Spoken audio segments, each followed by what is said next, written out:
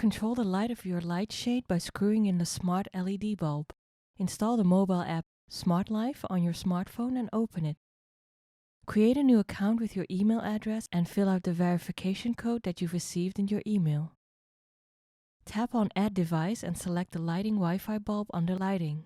Select your 2.4 GHz Wi-Fi network and reset the bulb by turning it on, off, and on. The light should be blinking rapidly. Tap Next to start the pairing.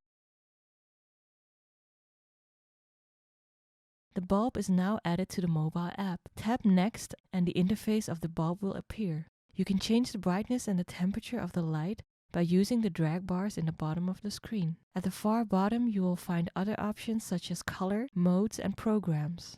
You can select any color on the color wheel, adjust its saturation and its brightness.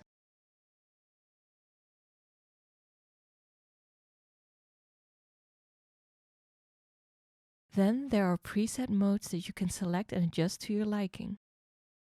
And finally, you can program the light to schedule a certain action, such as the light turning off at a set time.